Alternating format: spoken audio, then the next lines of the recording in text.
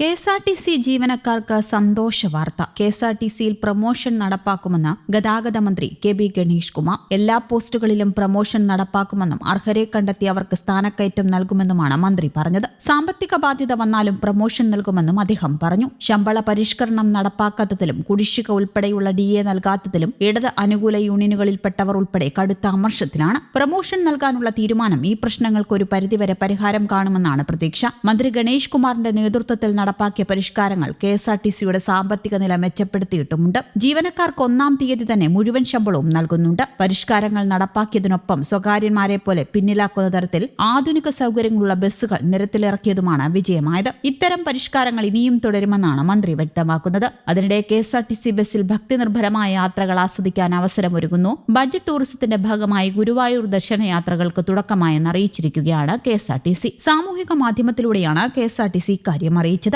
ഗുരുവായൂർ ക്ഷേത്രത്തിൽ ശാന്തമായും സുഖകരമായും ദർശനാനുഭവം ഉറപ്പാക്കുന്ന ക്രമീകരണങ്ങൾ ബഡ്ജറ്റ് ടൂറിസം ഒരുക്കിയിട്ടുണ്ട്. കൂടാതെ മിതമായ നിരക്കിൽ താമസ സൗകര്യവും യാത്രയിലുടനീളം മാർഗനിർദ്ദേശം നൽകുന്നതിനുമായി കെ.എസ്.ആർ.ടി.സി ബഡ്ജറ്റ് ടൂറിസം കോർഡിനേറ്ററുടെ സേവനവും ലഭ്യമാണ്. അതിനിടെ ശബരിമല തീർത്ഥാടകരെ വഴിയിൽ ഇറക്കിവിട്ട ഡ്രൈവറെ ജോലിയിൽ നിന്ന് പിരിച്ചുവിടുകയും ചെയ്തു. പൂവാർ ഡിപ്പോയിലെ ഡ്രൈവർ എൽ സജികുമാറിനെയാണ് പിരിച്ചുവിട്ടത്. കണ്ടക്ടറെ കാഞ്ഞങ്ങാട് യൂണിറ്റിലേക്ക് സ്ഥലം മാറ്റിയിരുന്നു. അന്വേഷണത്തിൽ കുറ്റക്കാരല്ലെന്ന് കണ്ടാൽ കണ്ടക്ടറുടെ സ്ഥലമാറ്റം റദ്ദാക്കുമെന്നും മന്ത്രി പറഞ്ഞിട്ടുണ്ട്.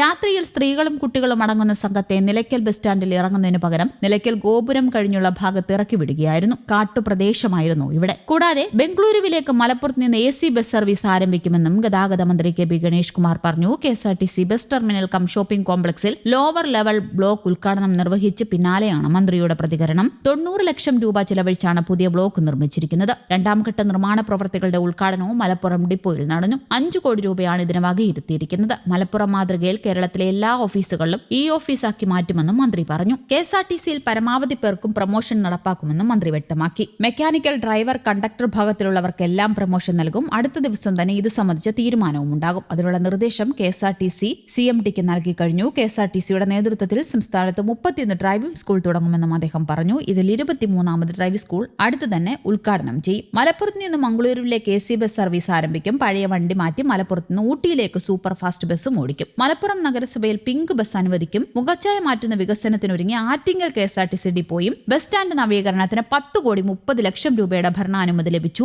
ആറ്റിങ്ങൽ കെ.എസ്.ആർ.ടി.സി ബസ് സ്റ്റേഷനിൽ ഷോപ്പിംഗ് കോംപ്ലക്സ് ആൻഡ് ടെർമിനൽ നിർമ്മാണം 1-ാം ഘട്ടമെന്ന പ്രവൃത്തിക്കാണ് 10,30 ലക്ഷം രൂപയുടെ ഭരണാനുമതി ലഭിച്ചത്. സ്റ്റാൻഡിൽ നിലവിലുള്ള കെട്ടിടങ്ങൾ പലതും കാലപ്പഴക്കം കൊണ്ട് അപകടാവസ്ഥയിലാണ്. വ്യക്തമായ ആസൂത്രണമില്ലാതെയാണ് കെട്ടിടങ്ങൾ നിർമ്മിച്ചിട്ടുള്ളത്. ബസ് ടെർമിനലിന്റെ അടിസ്ഥാന സൗകര്യങ്ങൾ മെച്ചപ്പെടുത്തേണ്ടതിന്റെ ആവശ്യകത ബോധ്യപ്പെടുത്തിയതിന്റെ അടിസ്ഥാനത്തിൽ 2023-24 സാമ്പത്തിക വർഷത്തേക്കുള്ള ബഡ്ജറ്റ് പ്രസംഗത്തിൽ ധനമന്ത്രി കെ.എൻ. ബാലഗോപാൽ ആറ്റിങ്ങലിൽ കെ.എസ്.ആർ.ടി.സി ബസ് ടെർമിനൽ നിർമ്മിക്കുമെന്ന് അറിയിച്ചിരുന്നു.